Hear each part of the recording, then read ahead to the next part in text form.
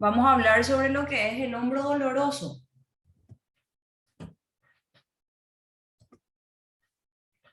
Bueno, para hablar del hombro doloroso, vamos a dar un repaso de lo que es la anatomía del hombro para comenzar. El hombro es una articulación con una enorme complejidad y compuesta por distintas estructuras. Además de la articulación con mayor rango de movimiento de todo el cuerpo, lo que al mismo tiempo la convierte en más vulnerable para sufrir un gran número de lesiones y patologías. Como bien sabemos, el hombro realiza todos los movimientos del hombro. Realiza flexión, extensión, abducción, aducción, rotación interna y rotación externa. Es una articulación muy compleja. Entonces, como bien lo dice, por ende, es más susceptible y más vulnerable a sufrir grandes tipos de lesiones, ¿verdad? Bueno, en cuanto a la anatomía del hombro, tenemos al húmero, que por su cabeza glenoidea se conecta a lo que es la escápula. Tenemos la escápula, la clavícula y en esta zona que se encontraría el acromion, que sería este. Bueno, siguiente. Los músculos y sus funciones. Vamos acá a hablar a grandes rasgos de lo que son todos los músculos y en cuanto a los movimientos que realiza el músculo, la articulación del hombro, ¿está bien? En cuanto a la abducción, tenemos el músculo deltoides y el músculo del supraespinoso. Sería el deltoides, que está en la parte lateral del hombro, y el supraespinoso, que estaría por encima de la escápula. La aducción que sería la abducción en este caso es cuando nosotros separamos el brazo del cuerpo. Y la aducción es cuando volvemos a traer ese brazo, el brazo hacia el cuerpo, cuando pegamos el brazo al cuerpo. La flexión, que es el movimiento que realizamos cuando levantamos el brazo, por ejemplo, cuando hacemos firme o marcamos distancia. En ese movimiento, los músculos que actúan son el deltoides, nuevamente, el pectoral mayor y el bíceps. En la extensión, en ese movimiento, trabajan los músculos deltoides, redondo mayor, dorsal ancho y el tríceps. Y la extensión es cuando llevamos el brazo hacia atrás. En la rotación externa actúa el músculo infraespinoso y redondo menor. Y en la rotación interna actúan los músculos del subescapular, el pectoral mayor, el dorsal ancho y el redondo mayor. Bueno, eso hablando ya a grandes rasgos, dando un repaso porque seguramente ustedes ya manejan un poquitito con relación a eso, ¿verdad?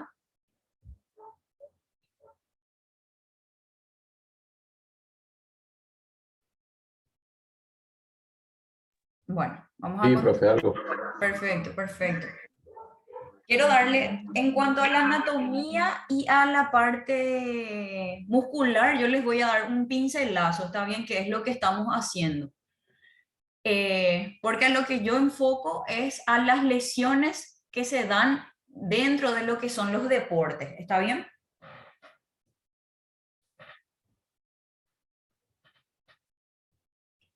Y aquí continuando, cuando hablamos del hombro doloroso, hablamos de de grandes características que por la presencia del dolor limitan esa movilidad.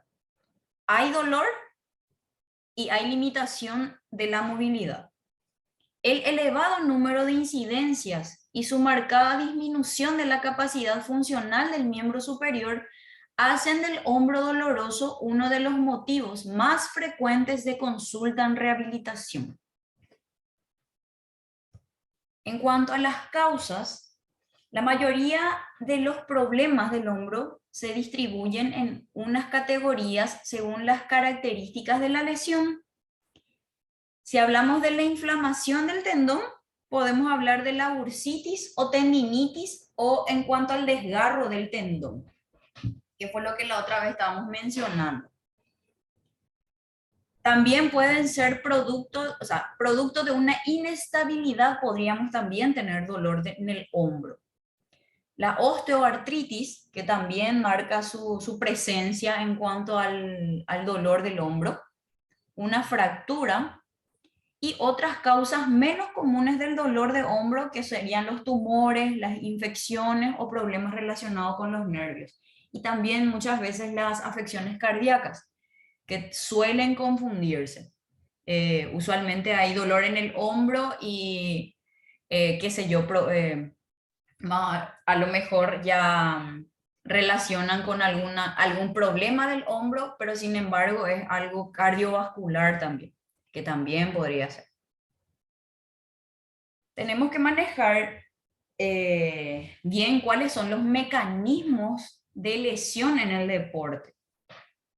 Entre estas lesiones de hombro, en cuanto a los deportistas, se pueden producir por causas traumáticas, por golpes directos, caídas sobre el brazo o por exceso de uso que provocan microtraumas de repetición. Además, este tipo de lesiones se dan especialmente en deportes donde practican lanzamientos por encima de la cabeza. Y en tal caso hablamos del balonmano, voleibol, pádel, tenis, y en deportes donde el movimiento es muy repetitivo, como la natación.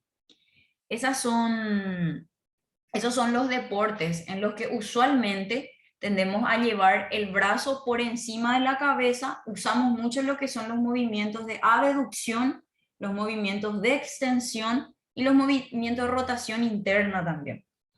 Entonces, esos movimientos en sobreuso y en exceso son los que ocasionan estos microtraumatismos en el hombro. Bueno, ¿cuáles son las lesiones más frecuentes del hombro en el deporte? Vamos a hablar sobre las lesiones que son que comúnmente nosotros observamos, escuchamos, que se producen durante el deporte, independientemente a las actividades deportivas. Pueden ser de manera profesional o también amateur.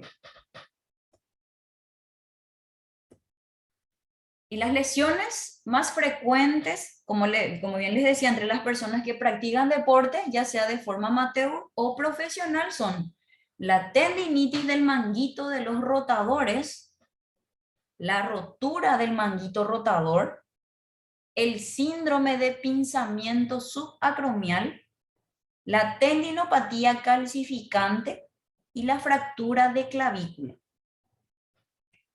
Vamos a estar hablando sobre cada patología y quiero que presten bastante atención en cuanto a esto, porque es a lo que nosotros nos enfocamos con esta materia. El conocer estas lesiones, saber distinguir una de otra y ver de qué manera podemos sobrellevar esas lesiones.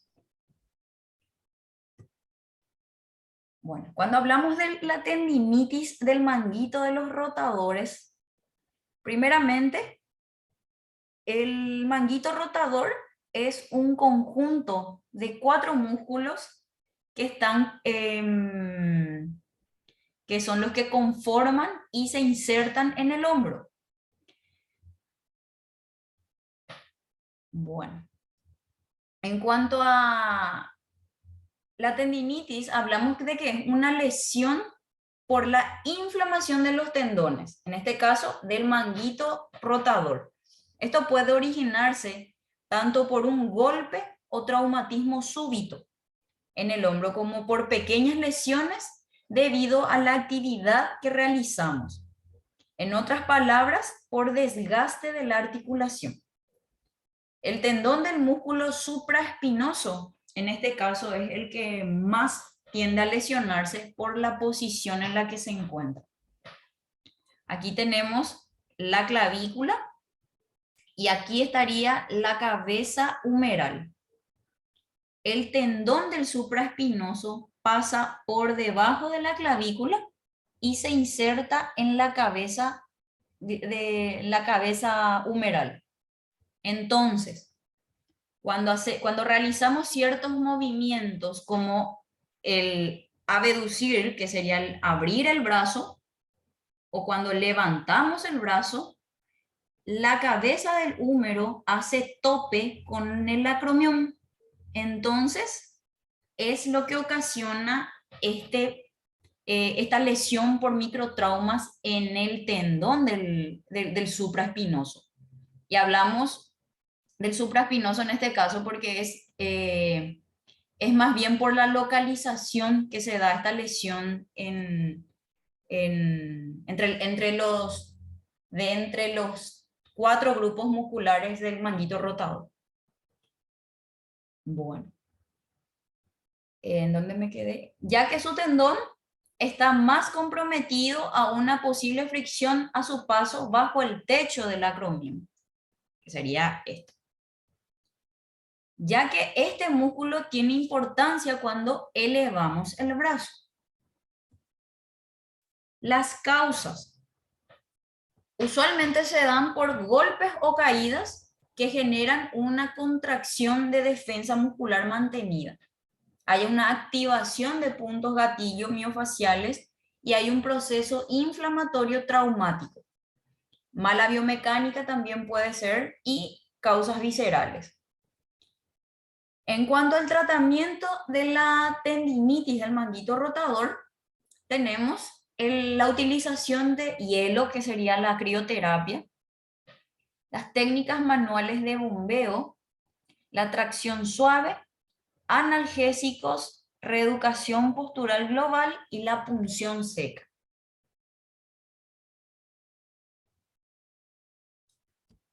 Ahora, vamos a hablar de lo que son la ruptura del manguito rotador.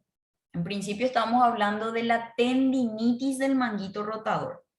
Y estábamos diciendo que usualmente se ve más afectado el supraespinoso por su posición. Por su posición. Y cuando hablamos de una rotura del manguito rotador, también estamos hablando específicamente del tendón del supraespinoso. Justamente por ese previo microtrauma que fue ocasionado y que produjo una tendinitis. Cuando eso no se trata de manera eficaz o de manera prematura, entonces tiende a ocasionar esta ruptura. Como bien decíamos, de entre los 4 músculos del manguito rotador, el tendón que más se lesiona es el supraespinoso. Eso sí tienen que recordar bien. En la tendinitis del supraespinoso, del manguito rotador, y en cuanto a la ruptura del manguito rotador, el que más se ve afectado es el músculo del supraespinoso. ¿Está bien? Esto se suele dar en edades avanzadas, que suele haber calcificación debido a que el tendón tiende a acumular depósitos de sales de calcio. Los desgarros del manguito rotador pueden ser parciales o totales, aunque un desgarro en el manguito de los rotadores en sí mismo no se cura, es decir, los extremos de la ruptura no se vuelven a unir. Usualmente los pacientes, dependiendo de la edad del paciente o de las actividades que realicen este paciente, se tiende a llegar a una cirugía O al paciente se le realiza, por ejemplo, tratamientos de fisioterapia, más bien para fortalecer esos otros tres grupos musculares del manguito rotador y los músculos adyacentes para fortalecer. En este caso, cuando hay una ruptura del manguito, del tendón del supra, hay una limitación en cuanto a la abducción, por ejemplo. El paciente ya no puede abrir en su totalidad el brazo, entonces hay una disminución de movimiento y hay una limitación de la capacidad funcional. El paciente, por ejemplo, ya no va a poder levantar el brazo y tocarse la cabeza, por ejemplo. Entonces, en cuanto a eso, ya se va a ver limitado.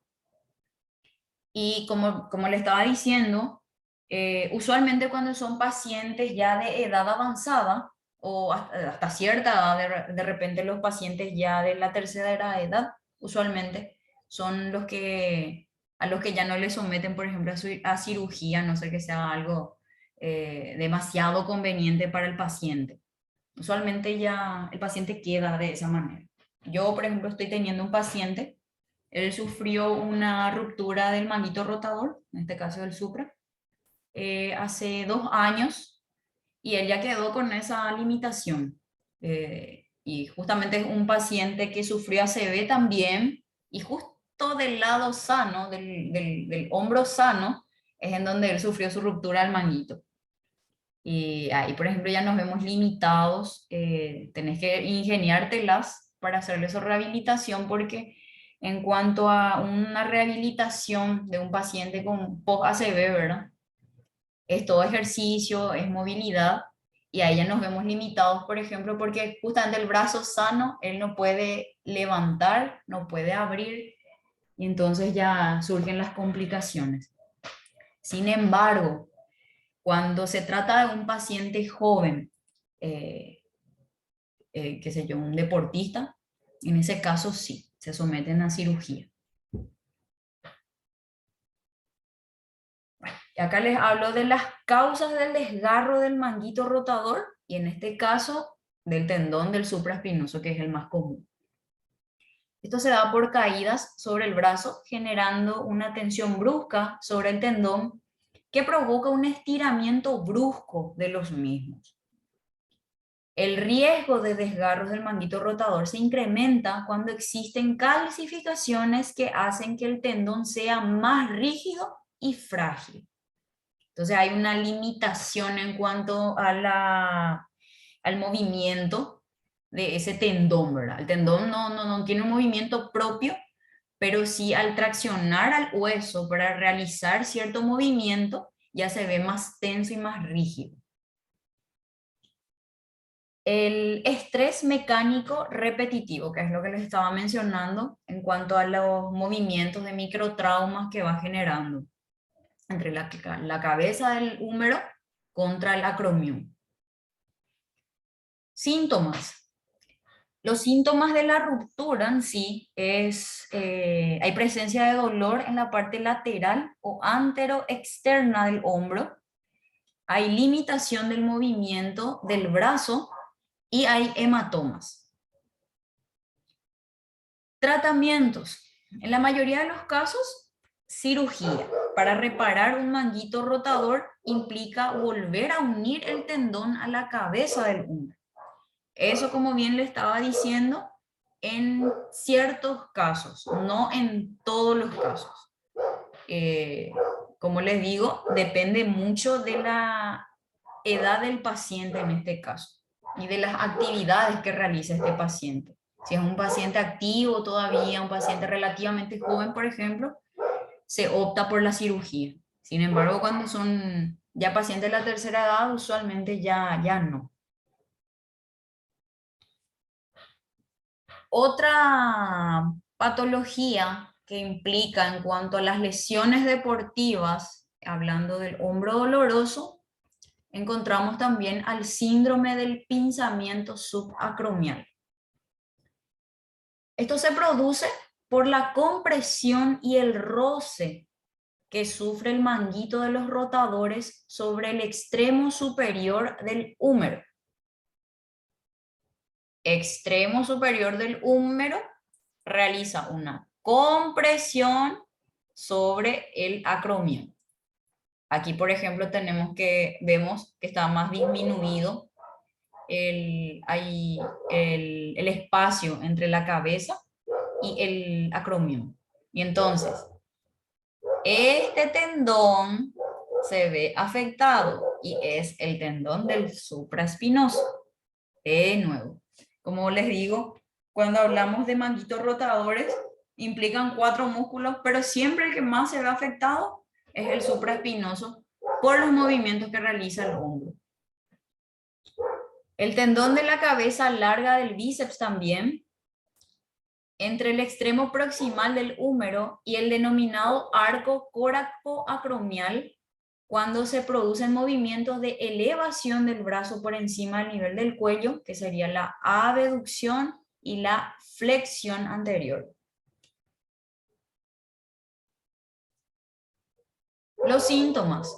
Hay dolor en el hombro, hay inflamación y hay debilidad muscular. Es evidente que cuando hay dolor, chicos, en 10 minutos se va a cortar nuestra transmisión. En cuanto se corte, yo voy a terminar de grabar la clase y volvemos en 2 o 3 minutos. ¿Está bien? Así antes de que se corte, así ya les aviso.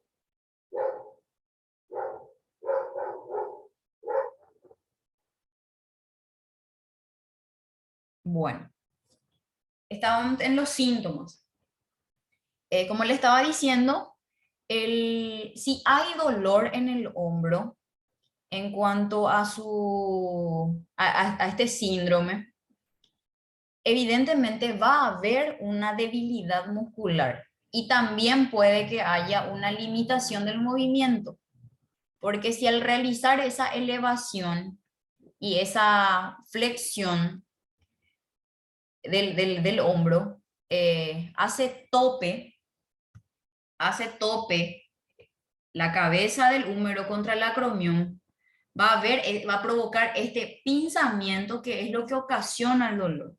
Este tendón está inflamado. Ay, se me fue la flechita. Este tendón está inflamado y por ende, en cuanto realizan esos movimientos de flexión y de abducción, va a haber dolor. Y evidentemente uno por reacción, cuando hay dolor, ya directamente el paciente ya no mueve, por ejemplo, independientemente a la parte del cuerpo que sea, ¿verdad? A las extremidades que sean. No realiza ese movimiento y si esa lesión o ese dolor perdura y no se hace un buen tratamiento en base a eso, entonces con un constante reposo de no mover ese hombro, va a haber esa debilidad muscular y puede también haber una rigidez articular ya a raíz de esa situación. Bueno, en cuanto a los tratamientos, tenemos los analgésicos y medicamentos antiinflamatorios, que evidentemente es el médico el que tiene que indicar. Fisioterapia, que son los tratamientos que evidentemente tiene que realizarlo un terapeuta. No someterse tampoco a cualquier tipo de tratamientos, entre comillas, empíricas, porque muchas veces por desconocer las lesiones y por desconocer ciertas patologías, nos sometemos por ignorancia y ahí tienden a haber repercusiones fuertes. Tengo casos en los que ciertos pacientes vinieron por lesión en el hombro, posiblemente era un síndrome de pinzamiento subacromial, y como evidentemente cuando uno se realiza un tratamiento de rehabilitación, obviamente con una sesión no va a haber todavía muchos resultados. Entonces el paciente, como está con mucho dolor, se somete a tratamientos empíricos. Se va, qué sé yo, junto a alguien famoso, me va a colocar en su lugar, o me va a estirar, o me va a masajear, ¿verdad? Y en esos casos tienden a producirse justamente la ruptura del tendón del supraespinoso. La ruptura del manguito rotador también. Ahí podemos hablar otra vez sobre la ruptura del manguito rotador. Yo tengo casos de esos. Bueno, cuando hablamos de tratamientos, vamos a continuar un poquitito. También implican las inyecciones para reducir la inflamación y controlar el dolor, que también lo realiza un traumatólogo o un especialista de hombro. Cirugía, que rara vez se requiere una cirugía, sin embargo, lo que se busca con esta es reducir los efectos del pinzamiento, o sea que estábamos diciendo que por esta disminución del espacio es que ahí se produce esa compresión. Entonces lo que con la cirugía realizan es un estrechamiento, o sea, le vuelven a dar espacio, y hablando mal y pronto, para que respire ese pobre tendón. Entonces, se pueda, o sea, de a poco otra vez, ya con rehabilitación y otro tratamiento de nuevo, para que pueda recuperar esa amplitud de movimiento el paciente ya sin dolor. Ok. Vamos a hablar de la tendinopatía calcificante, que también es otra de las lesiones que se suelen dar en el deporte. Estas lesiones se suelen dar por ay, me perdí, perdón. La tendinopatía calcificante de hombro es una causa frecuente de hombro doloroso. Es de causa desconocida y afecta a adultos, adultos jóvenes de 35 a 50 años, y es más frecuente en mujeres.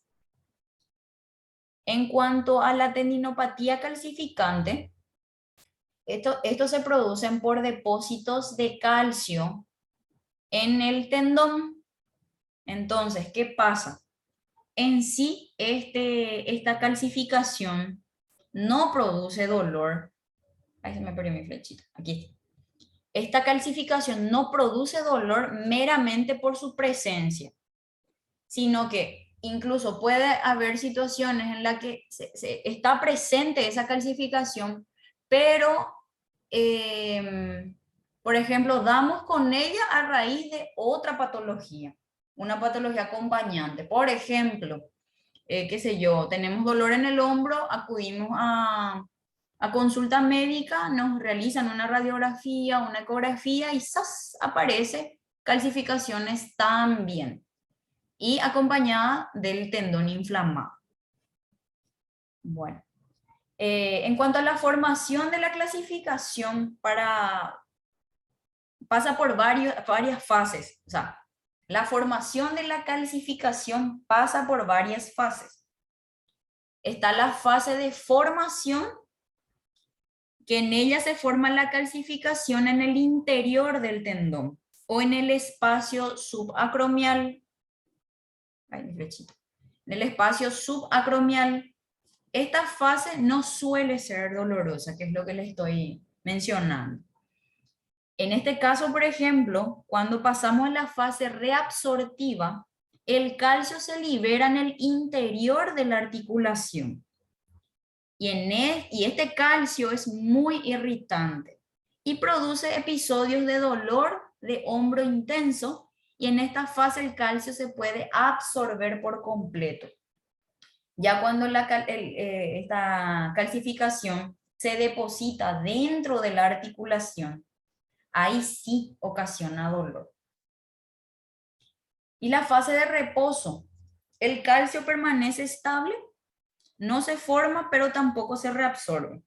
Suele coincidir con los episodios en los que el paciente no tiene dolor, pero en las radiografías o ecografías continúan apareciendo las calcificaciones. ¿Me siguen hasta ahí?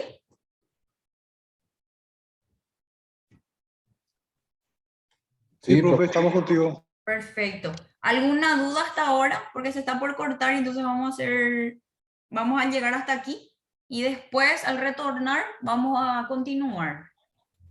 ¿Hasta aquí hay alguna pregunta? Profe, Sí. es es usual que en los tratamientos se asista a los centros especializados, ¿verdad?